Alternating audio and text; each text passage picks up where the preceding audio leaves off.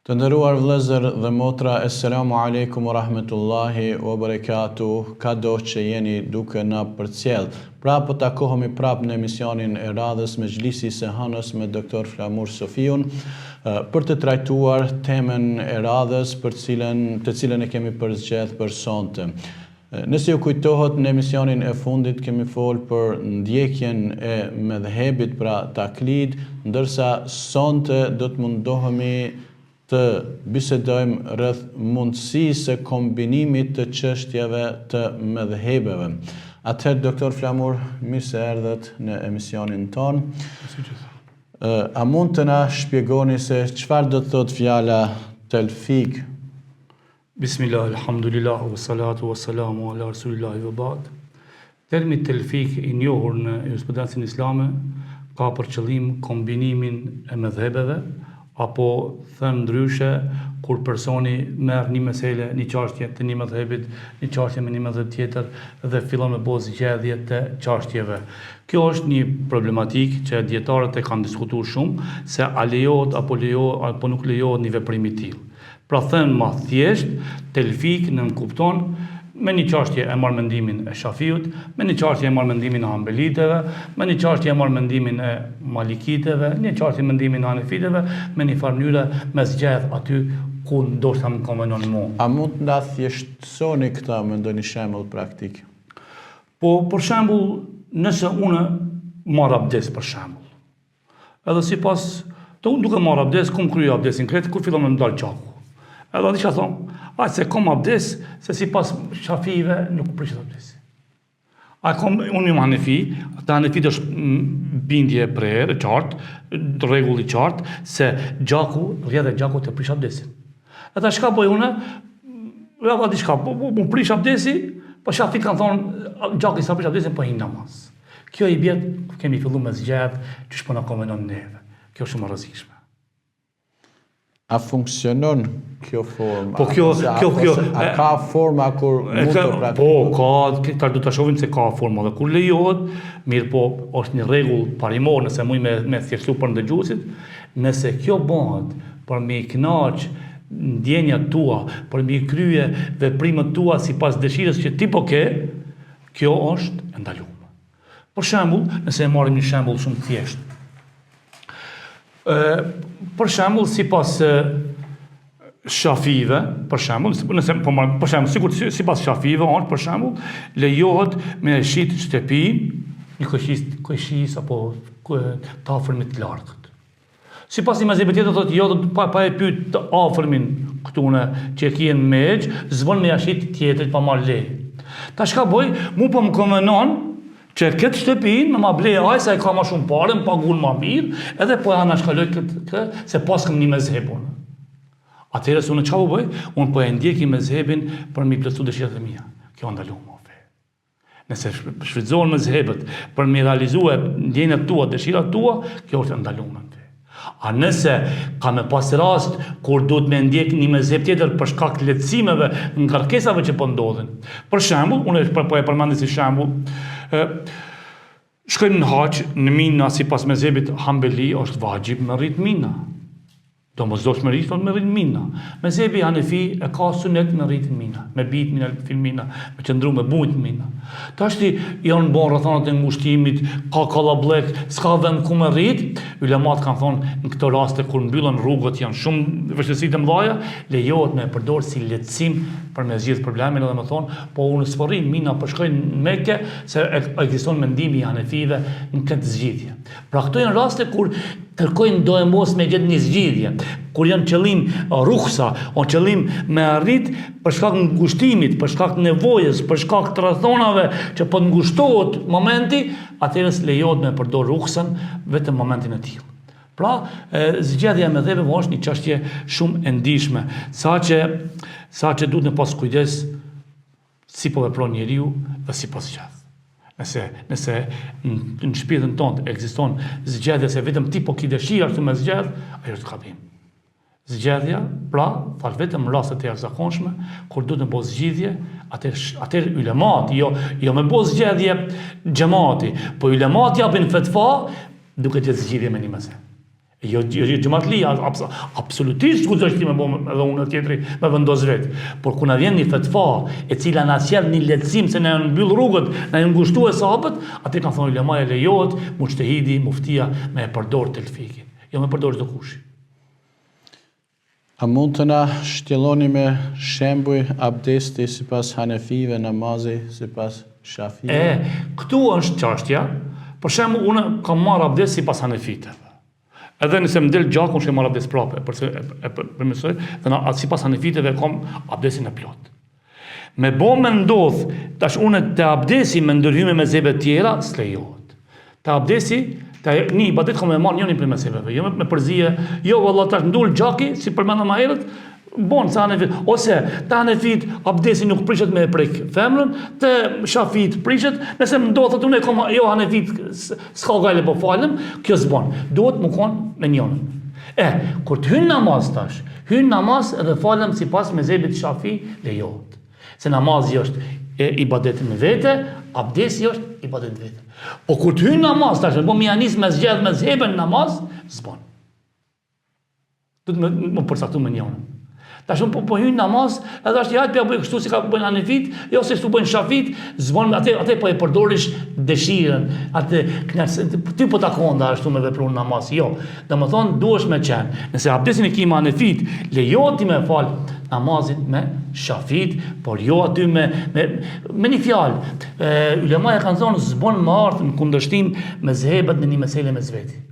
Nëse për shembull namazi sipas Hanefive është i plot, sipas Malikive ose Hanefive apo Shafideve nuk ka i plot, dalin diskutime shumë tashpra, atë duhet me marr njërin ti me dyat s'mundesh. Nëse e bën me dyat ti ke gabu shumë, sepse ke bëu zgjedhje sipas dëshirës, nuk ke bëu zgjedhje sipas asaj që duhet. Sa i përket çështjeve të mëdhëbeve nuk kanë të bëjnë vetëm në fushën e ibadeteve, kanë të bëjnë edhe në praktikat e jetës së përditshme. Si do të veprohet për shembull në jetën bashkëtorë në martesë, nëse njëri bashkëshorti takon mëdhëbit tjetër dhe tjetrin takon mëdhëbit tjetër? Kjo çështje ka qenë njohur të ulemat, edhe të gjatë të mahershme gjithmonë ka qenë Kadia Hanefi, Kadiu Shafi, Kadia Maliki, 4 mezhebet kanë një kadi në gjykatat islame. Derisa ka qenë kështu. Mirë po, kur ka ndodhur martesat, ka ndodhur në fillim, po martohemi sipas mezhebit Hanefi. Nëse është marrë ky vendim, po martohemi sipas mezhebit Hanefi, të gjitha rregullat e mezhebit Hanefi kanë vlerë.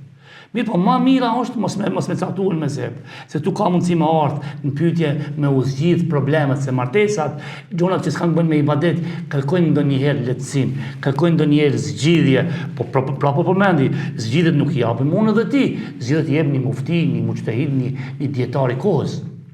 Dhe tashtja dietari, nëse s'ja kemi mbyll në rrugët me një mezheb me vepru një çështje, që s'ka bëjmë me ibadetin, atëherës nëse vinë punët me telashet, problemet, ndarjet, ngushtohen e sapët, muftia mundohet me gjetë një zgjidhje, një argument, një fetva, një mendim që me zgjidh problemin.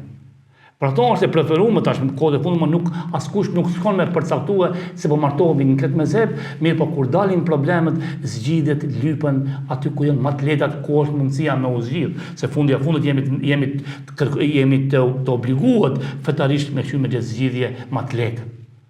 Andaj, për me lonë këtë mundësi, mezhebet lejohet me u bo zgjedhje mezhebeve kur caktojnë ulemat një mesele, japin një fetva, por asesi unë, ti dhe masa e gjerë, me thonë, ja po më pëlqen këtu, po e marrë këtune, kjo po më pëlqen këtu, kësa i thënë dyftërsi, kësa i thënë ti po e shfrytëzoj shpenë për mi kënaqë pasionet tua. Atëherë nga kjo që shpjegua do thotë nuk ka hapësirë për zgjedhje të lirë përveç asaj që kur është e domosdoshme. Edhe ato e bëjnë dietarët, jo xhamati, jo masaqe. Pse pas kam mësuar unë si xhamatli 2 mesele. Kjo është kështu në mezhebin Hanefi, kjo është kështu në mezhebin Shafi dhe me boz zgjedhje s'bën. Unë s'mundam. Se jam atë e pres fetfan. Nëse muftia është e arsyeshme me dhon një fetva me zgjidh një problem me zgjedhjen e mezhebit, ajo është ijtihadi i tij dhe na punon sipas fetvas së tij. Mirë po, asesi unë dhe ti dhe xhamati me bëni veprimin tim. Më thanë për lehtësim të rrethana, nëse më kujtohet në vitin 1999, kur ishim në Hax, ishim bashkarisht, Dhe atëherë edhe gjatë kohës e namazit faleshin edhe burra edhe gra, dhe më thonë nuk ishin të ndarë në atë kohë. Ndërsa aktualisht në Qabe, në harem. Janë harem, në tavaf, po më ndësh, në namaz. Në tavaf, në tavaf, nuk kushtozohet me qenë mashkull femër lejohet, në tavaf kur je. Po në të faljen e namazit... Edhe faljen e namazit, ku në zeni e tavafi e falim gjithë. Aty nuk ekziston rregulli, është femën, është mashkull, prishna, aty bie ajo rregullat. Do të thonë për shkak të domosdoshmërisë ose për shkak të pamundësisë gjatë cila tash vetëm sa është rregulluar, aktualisht nuk ndodh janë gjithë të ndarë. Mirë, ajo që në tavaf janë bashkërisht prapë. Faljen, po mendoj faljen e namazit kur jashtë tavaf. Janë harem.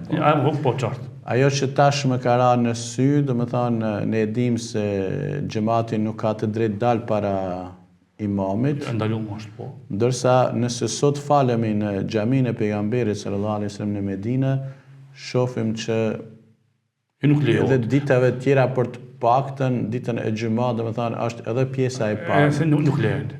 Ajo namazi ty është i pavlefshëm. Nuk guxon asnjë mezheb nuk lejon me dalë xhamati para imamit. Imami na mendojmë po imami ka aty një lloj te mihrabi, koka e tij del pak para. Është kush që koka e imamit me kalu pak xhamatin. Nëse pak koka e kalon xhamatin, namazi e plot. Nuk i lejon. Ashtu na dogot neve se hapsinë e madhe, mirë po ata e kanë e dinë ata vetë policia e dinë atë trendin, nuk i lejojnë mu fal, vetë kur do mu fal dhun shumë ai falet për namaz nuk ka. Do me thënë nuk lejohet. Megjithëse aktualisht është duke u praktikuar kjo. Nuk ma merr mendja në Qabe, dihet në Qabe aty sillet, mirë po të xhamia për Islam nuk ndodh kjo. Ata që e bëjnë këtë veprim, ata jesin pa namaz. Do shta ka ndonjë fetva? Nuk di që ka fetva. Unë nuk di që ka fetva. Atëherë, doktor Flamur, ju falenderojmë edhe për këtë trajtim sepse pra është e ndihshme nga se, më thanë, jetën e përditshme shpesh në ngatrohen gjërat dhe njerëzit mundohen të përzgjedhin nga çështjet e mëdhëhebeve ose ata që kemi përmend në emisionin e kaluar të mos bëjnë ndjekjen e mëdhëhebeve. Pra, të sqarojmë edhe një herë se ndjekja është e domosdoshme për masën e thjesht, ndërsa muçtehid e kalibrit akademik, themi ashtu, kanë të drejtën që të bëjnë përzgjedhjen nëse llogarisin argumentimin më të fuqishëm dhe natyrisht përzgjedhja bëhet në situata për lehtësim apo në situata të unë vetë kisha tash një fjali me përmend. Islami, feja islame, shariati shkon ka rregulli ma ja'ala aleikum fi dini min haraj, Allahu në fe zbon s'të ngarkesë, shariati shkon me lyp lehtësimin. Ka lehtësimi, me sjell lehtësim. Mi sjell zgjidhje muslimanëve, por asesi nuk lejon me bo zgjedhje me dëshirë pa kriterë. Po ma konda mu ky mezheb sot, nesër mezheb, mas nesër mezheb, po më konvenon ky mezheb, këto janë zullum. A lehtësimi është rregull që atë. Atëherë faleminderit edhe një herë të dashur vëllezër dhe motra. Pra këtu po e përfundojmë emisionin e kësaj dite dhe natyrisht po e përfundojmë edhe ciklin e këtyre ligjëratave për këtë sezon, nga se ngadalë do të përgatitemi për pushime dhe inshallah pas pushimeve verore do të kthehemi prapë në studio me tema tjera. Deri atëherë, miru pafshim dhe miru dëgjofshim. Wassalamu alaikum wa rahmetullahi wa barakatuh.